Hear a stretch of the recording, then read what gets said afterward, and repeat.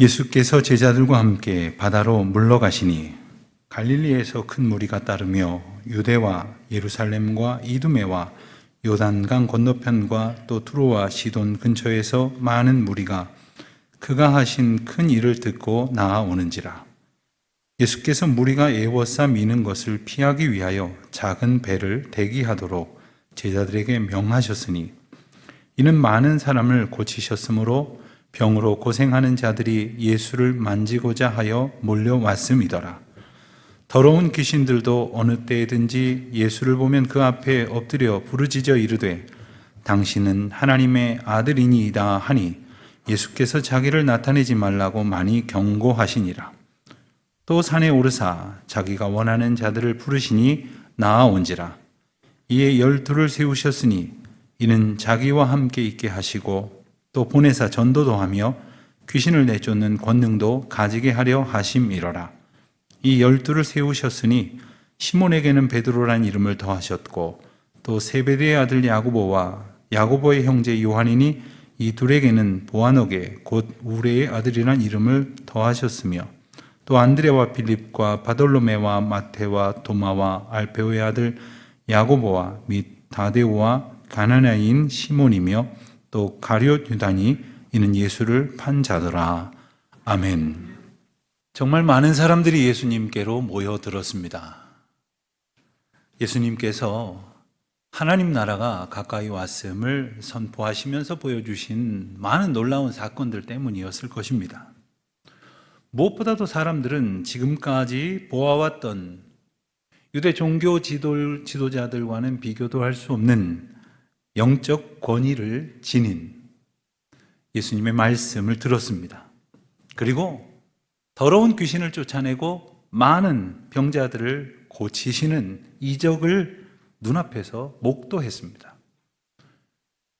정말 어려운 치명적인 병이라고들 기억했던 열병에 걸린 사람도 고침을 받았고 저주를 받은 병이라고 불리워졌던 나병 환자도, 그리고 불치병의 대명사라고 할 수 있었던 중풍병자도 고침을 받았습니다. 뿐만 아니라 여러 가지 질병에 고친 많은 사람들이 고침을 받았습니다. 여러분, 예나 지금이나 집안에 환자 한두 분 없는 가정이 있겠습니까? 그러니 모든 사람들이 주목했고 그리고 열광하며 모여들었다고 해도 과언이 아니었을 것입니다. 하지만 그들 중에는 예수님을 추종하던 사람들만 있었던 것은 아니었습니다. 예수님께서 자기들의 영향력을 빼앗아 갔다고 생각을 하며 흠을 잡으려던 유대 종교 지도자들이 그랬습니다. 오늘 말씀의 앞절인 6절 말씀을 보니까 그들은 이미 예수님을 죽일 궁리를 하기 시작했다고 했습니다. 이런 상황 속에서 오늘 말씀 7절을 보니까 예수님이 제자들과 바다로 물러가셨다고 전하고 있습니다.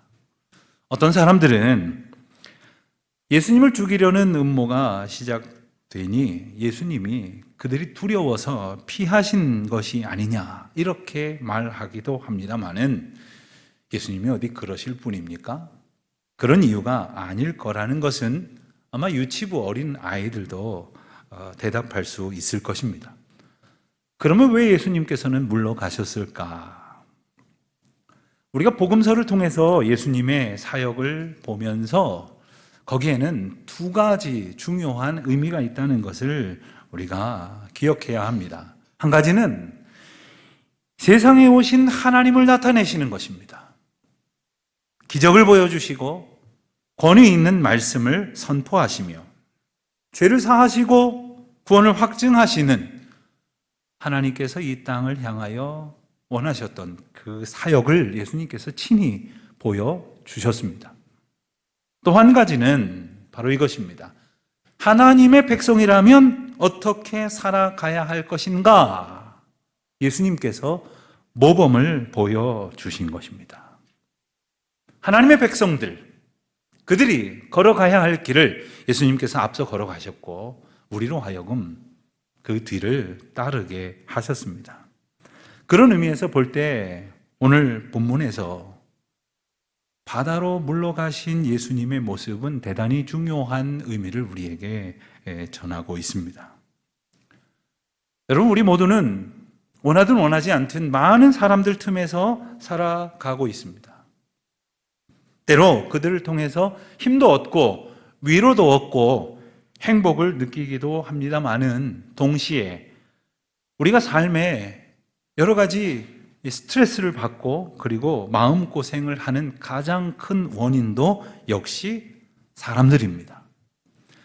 사람들이 곁에 없으면 외롭지만 정작 그 사람들 때문에 아주 많이 힘들기도 합니다. 저는 종종 인기를 먹고 산다고들 표현을 하는 연예인들을 생각하면 이래저래 안쓰러운 생각이 들 때가 있습니다. 많은 사람들이 좀 알아봐주는 그러한 인기 스타가 되고 싶어 하지만 정작 그 사람들이 무섭고 두렵다고 호소하기도 합니다. 여러분 곁에는 사람들이 좀 많이 계십니까? 예수님은 어떠셨을까요? 아마도 당시에 가장 영향력 있는 유대인을 꼽는다면 1위에 오를 분은 바로 예수님이셨을 것입니다. 실로 급부상하는 유대인들의 인기 스타가 바로 예수님이십니다. 그렇지만 예수님께서는 그 사람들의 열화와 같은 성원과 환호에 우쭐대시거나 교만할 분도 물론 아니시며 그렇다고 해서 대적자들의 위협에 위축될 분도 역시 아니셨습니다. 그런데 바다로 물러가셨다는 거예요. 그러고 보면 오늘 본문에서만 그렇게 조용히 물러가시는 것이 아니라 앞선 마가복음 1장 35절 같은 본문을 보면 예수님께서는 아주 이른 새벽에 한적한 곳으로 가셔서 홀로 기도하시기도 하셨고 또한 공생의 내내 종종 조용히 홀로 하나님과만 마주하는 시간을 가지시는 모습을 우리는 성경을 통해서 보게 됩니다. 그렇지만 생각해보면 생각할수록 좀 이상하지 않습니까? 예수님 당신이 하나님이신데 하나님과 언제나 함께 하시는 분이신데 굳이 이런 시간을 별도로 가지실 필요가 있을까요? 이것은 바로 하나님의 백성이라면 어떻게 살아가야 하는지를 보여주시는 예수님의 모범적 모습인 것입니다. 많은 사람들 틈에 살지만 그 사람들에 휩쓸리지 말고 또 그 사람들 때문에 실망하거나 위축되지도 말라는 겁니다.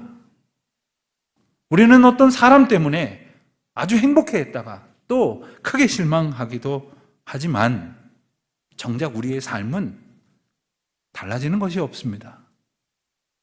우리가 우리의 삶에 있어서 흔들리지 아니하고 주님이 인도하시는 길로 걸어갈 수 있기 위해서는 언제나 하나님을 향하여 하나님을 바라보며 그 길로 인도하시는 예수 그리스도와 함께 걸어가야 할 것입니다. 우리 주님은 그것을 우리에게 일러주시는 것입니다.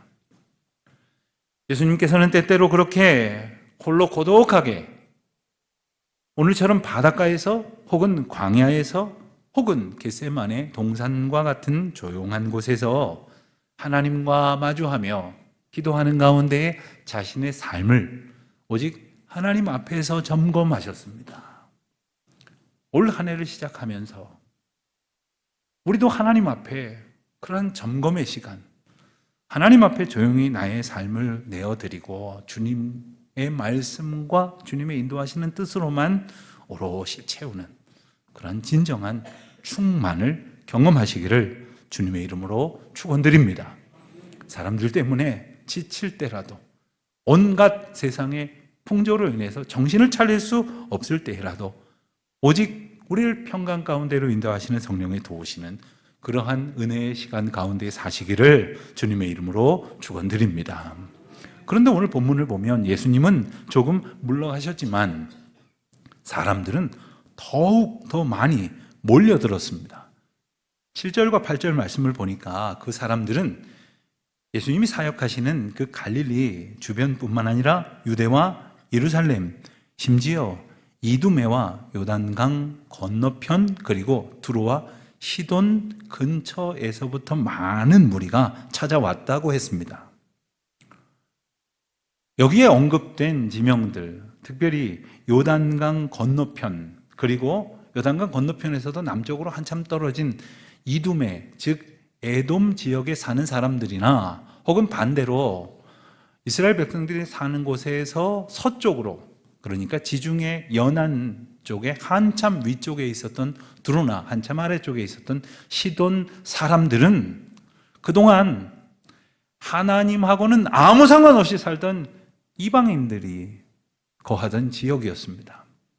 그런데 놀랍게도 그곳에 있던 사람들까지 예수님이 선포하시는 하나님 나라의 그 생명의 길, 그 진리의 길에 반응하여 모여들었다는 거예요. 이미 바리새인들이나 서기관들 같은 적대자들의 핍박이 예수님을 실제로 위협하기 시작을 했지만 예수님이 선포하신 하나님의 나라가 분명히 확장되고 있다는 것을 보여주고 있는 증거가 아닐 수 없습니다. 그렇게 많은 사람들이 모여들었습니다. 예수님이 선포하시는 말씀의 진리 앞에 모여들었던 것입니다. 그런데 예수님께서는 오늘 본문을 보니까 작은 배를 준비하게 하셨습니다. 사람들이 많이 탈 수 없는 작은 배. 아마 큰 배를 준비하라 하셨다면 그 배로 또 많은 사람들이 타려 했겠지요. 왜 그러셨을까요? 사람들이 싫으셨던 것일까요? 나는 더 이상 사람들이 보기 싫다. 나는 더 이상 아무도 고쳐주기 싫다? 그런 것이 아닙니다. 피곤하고 좀 지쳤으니 나는 좀 나를 위해줘야겠다, 쉬어야겠다 하시는 것도 아니었습니다. 그렇게 몰려드는 사람들, 그리고 그 자체로 이미 엄청난 영향력이 된 무리가 뭔가 잘못 생각하고 있다는 것을 일깨워 주시기 위함입니다. 사람들은요, 혼자 혹은 한두 명이 있을 때는 갖지 못하던 생각을 많은 사람들이 모이면 갖게 됩니다. 이것을 군중 심리라고도 하죠. 스스로 뭔가 대단한 것을 하고 있다고 착각하기 시작을 합니다. 많은 사람들이 모여서 다수가 되면 마음대로 해도 된다고 생각하기까지 합니다. 그러는 가운데 정작 우리가 무엇을 어떻게 해야 할 것인가를 잃어버리기 시작을 한다는 것입니다. 무엇을 잘못 생각했다고 예수님께서 일깨워 주시는 것일까요? 바로 오늘 본문 11절, 12절에서 우리가 힌트를 발견할 수가 있습니다. 그 내용은 이렇습니다. 많은 사람들이 고침을 받는 가운데에 귀신들이 떠나가는 역사가 있었죠. 그런데 그 떠나가는 귀신들이 예수님 앞에 엎드려서 이렇게 말했다는 것 아닙니까? 당신은 하나님의 아들이십니다! 라고 했다는 거죠.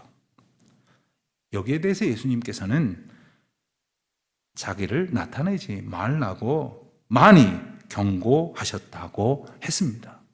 무슨 뜻일까요?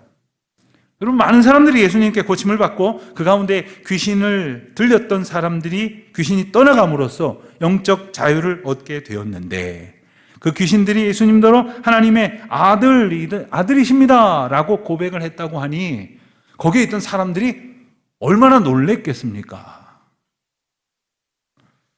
또 얼마나 그 예수님을 대단한 분으로 여겼겠습니까? 그런데 생각하면 하나님의 아들이신 예수 그리스도더러 하나님의 아들이시라고 했다고 하는 것이나 혹은 예수님의 영적 권세 앞에서 귀신이 떠나갔다는 것 자체는 따지고 보면 지극히 당연한 일이었습니다. 그럼에도 불구하고 사람들은 여기에 너무 놀랐던 거죠. 그리고 거기에서 마음과 시선을 빼앗겨버리고 말았습니다. 문제는 이러한 일련의 사건들을 통해서 예수님이야말로 진정 하나님의 아들이시며 하나님이시로구나 하는 그 확신을 가지고 하나님으로 오신 예수 그리스도의 다스리심 속에 살아갈 하나님 백성으로서의 소망을 품어야 했는데 사람들은 그러지 못했다는 거예요.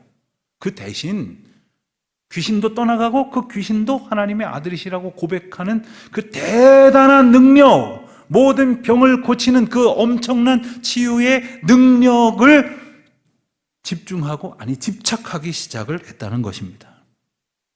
예수님이 하나님이시라는 사실. 그래서 이분이 내 삶의 주인이 되시고 나를 주장하셔서 이제 나를 모든 죄로부터 구원하신다는 이 복음으로 기뻐하는 것이 아니라 저분이 가지고 있는 이 능력으로 내 병을 고쳐야지, 내 어려움을 해결해야지, 내 가난을 면해야지, 내 비천한 신분을 출세해야지, 이러한 자기 나름대로의 욕망에 저마다 눈이 멀어져 갔다는 것입니다. 여러분 한번 깊이 생각을 해보십시다. 과연 사람들은 무엇 때문에 사방에서 이처럼 예수님을 향하여 모여들었을까요?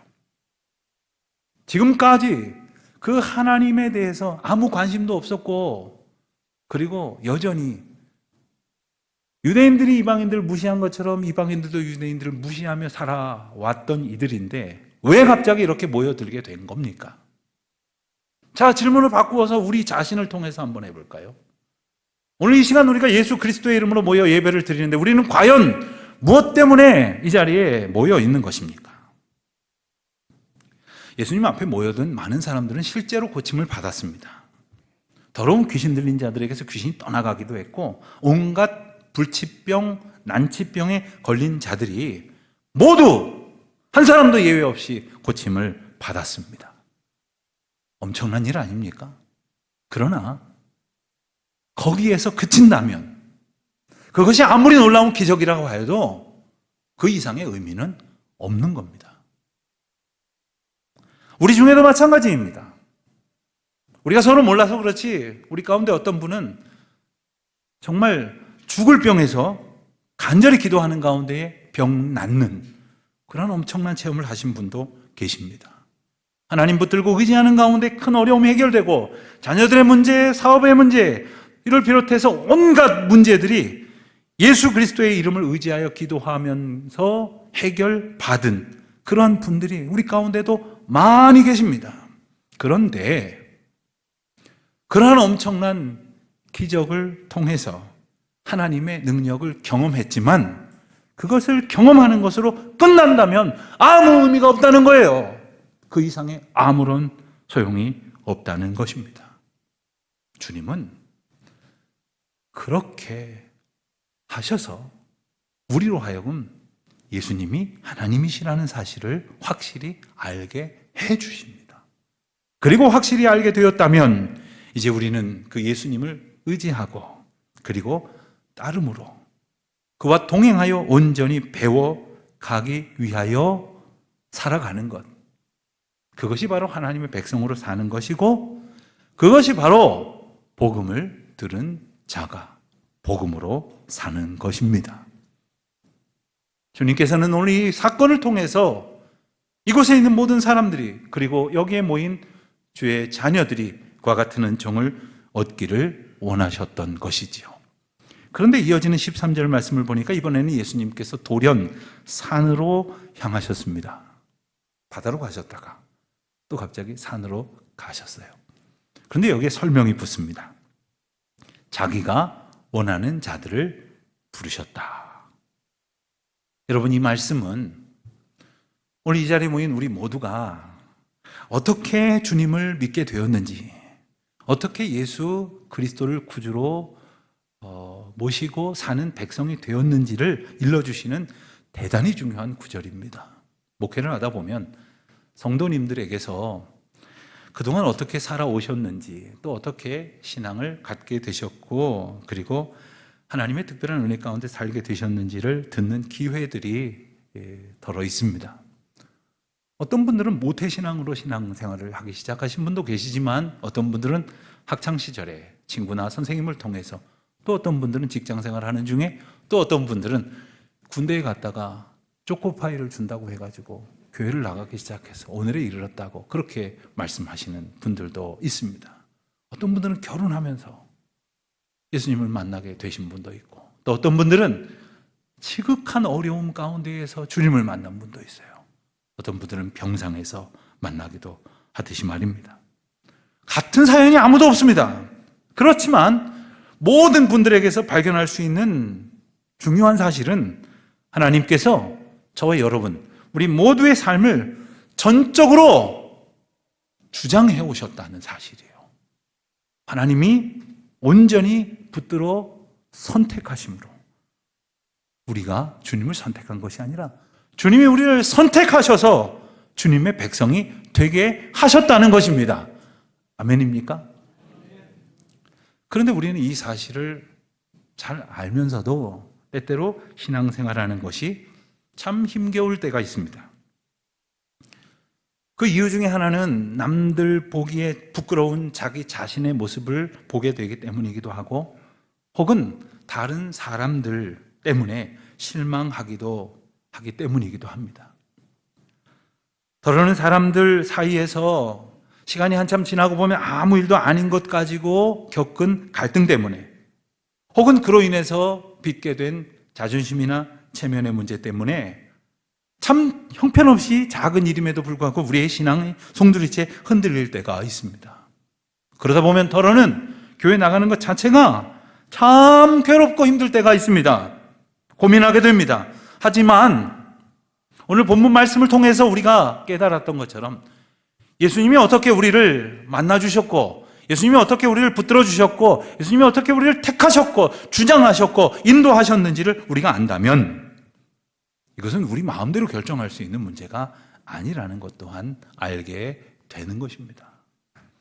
예수님은 우리를 그야말로 딱 찍어서 꽉 붙들어서 주님의 권능 가운데로, 전적인 주님의 주권 가운데로 인도하시는 것입니다. 그렇기 때문에 혹시 우리가 어떤 인생에 참으로 고달픈 무거운 짐진 자로 아파할 때에도 그 문제 앞에 우리 홀로 내 동댕이 쳐진 것이 아니라 그 가운데에도 주님이 우리와 함께 하시고, 그 아픔의 자리에서도 모든 사람들이 다 떠나갔어도 주님은 우리와 동행하신다는 사실을 우리는 오늘 말씀을 통해서 붙들고 의지해야 할 것입니다. 오늘 본문을 보면서 예수님께 부름받은 제자들에게서 볼 수 있는 매우 중요한 특징이 하나 있는 것을 보게 되는데, 그것은 바로 즉각적으로 아무 조건도 달지 아니하고 부르심에 순종했다는 것입니다. 저는 그런 생각도 해본 적이 있어요. 오늘 본문을 보면서 혹시 이렇게 반응하지 않은 사람은 없었을까? 있었을 것도 같아요. 부르셨지만 순종하지 않았던 사람, 부르셨지만 온갖 이상한 조건을 달았던 사람, 그들의 이야기는 기록되지 않았습니다. 그들을 제자로 택하시지 않았기 때문입니다. 사랑하는 성도 여러분, 날마다 하나님의 부르심과 인도하심을 의지하면서 소원하면서 살아가는 우리 모두에게는 부르심과 그 부르심에 따른 기쁨과 감사함의 즉각적인 순종이 있어지시기를 주의 이름으로 축원드립니다. 오늘 보면 바로 전에 있었던 이야기, 즉 많은 사람들이 저마다의 욕망을 가지고 예수님께 나와왔기에 예수님께서는 그것을 깨우쳐 알게 하시기 위하여 조금 물러서셨던 그러한 모습들이 오늘 본문에서 제자들에게 나타나지 않습니다. 예수님의 주권을 인정했기 때문이에요. 예수님의 부르심 앞에 전적으로 순종했기 때문입니다. 그러면서 오늘 본문을 통해 예수님께서는 왜 이들을 제자로 부르셨는지, 왜 오늘 우리를 이 새해 첫 주일에 다시금 그리스도의 사람으로 온전케 세워가시기를 위하여 부르시는지 중요한 사실 세 가지를 말씀을 14절을 통해서 이렇게 주십니다. 첫 번째, 예수님과 함께 있게 하시기 위함이다 하는 거예요. 자기와 함께 있게 하시려고. 우리 주님은 우리를 부르시기를 당신과 함께 있게 하시겠다고 하십니다. 왜 그러셨을까요? 외로우셔서 그러셨을까요? 심심하셔서? 혼자 있으니까 무서우셨을까요? 그것이 아니죠. 주님과 함께 있는 삶의 기쁨을 저와 여러분에게 평생토록 허락하시기 위함입니다. 언제나 주님이 함께 하시는 그 기쁨과 감사의 고백으로 충만하시기를 축원드립니다. 주님은 제자들과 늘 함께 하시기를 원하셨어요. 그리고 동행하셨습니다. 그리고 우리를 부르신 주님은 우리와 함께 하시기를 원하신다고 말씀하셨어요. 말 그대로 주님과 함께하는 온전한 삶을 살게 하신다는 것이죠. 우리가 주님과 함께 하기에 기뻐할 수 있고 예배할 수 있고 찬송할 수 있는 것 아닙니까? 그와 같은 은총의 나날이 되시기를 바랍니다. 두 번째는 보내사 전도도 하며, 하나님께서 우리를 부르신 목적은 예수 그리스도의 보내심을 받아서 전도자의 삶을 살게 하시려는 것이라고 말씀하십니다. 여러분, 전도자의 삶이란 바로 제자의 사명이면서 동시에 가장 큰 기쁨임을 잊지 마십시오. 왜냐하면 전도하여 하나님의 백성을 찾는 것, 그리고 죽어가던 영혼들을 하나님의 자녀로 삼는 이 일은 바로 하나님의 일이시기 때문이에요. 하나님이 이 세상 가운데에서 펼치시고자 하는 가장 궁극적인 목적을 저와 여러분을 통해서 이루어 가시겠다는 것입니다. 여러분, 여러분의 삶은 어떤 가치 있는 일로 채워져 있습니까? 우리의 삶이 주님의 일을, 주님께서 맡기신 그 일을 순종함으로 감당하는 그야말로 하나님의 가치로 가득 찬 그런 삶이 되게 하시겠다는 것입니다. 우리를 복음의 통로로 삼으시겠다는 거예요. 예수 그리스도께서 하나님 사랑의 통로이셨듯이 저와 여러분을 통해서 하나님 그 사랑의, 예수 그리스도의 그 구원의 능력의 통로로 사용하시겠다는 것입니다. 여러분은 그렇게 소중한 백성으로 부름을 받았습니다. 마지막 세 번째입니다. 귀신을 내쫓는 권능도 가지게 하려 하십니다. 여러분, 귀신을 내쫓는 권능을 주시겠다는 거예요. 여러분, 이 능력은 우리가 누군가에게 자랑하거나 과시하도록 주시겠다는 것이 아닙니다. 우리가 다른 사람들에게 대단하게 여김을 받게 하시려는 것도 아닙니다. 여러분, 한번 생각해 보세요. 귀신을 쫓는 권세는 어디서부터 온 것입니까? 그것은 하나님께로부터, 예수 그리스도께 온 것 아닙니까? 즉, 제자들이 귀신을 쫓는 권세를 행할 수 있게 된다면 그것은 바로 예수님께로부터 받은 권세로 예수님께서 일하시는 그 도구로 사용됐다는 것을 의미하는 거예요. 즉, 예수님께서 그와 함께 하셔서 그들을 통해서 일하시는 증거가 되는 것입니다.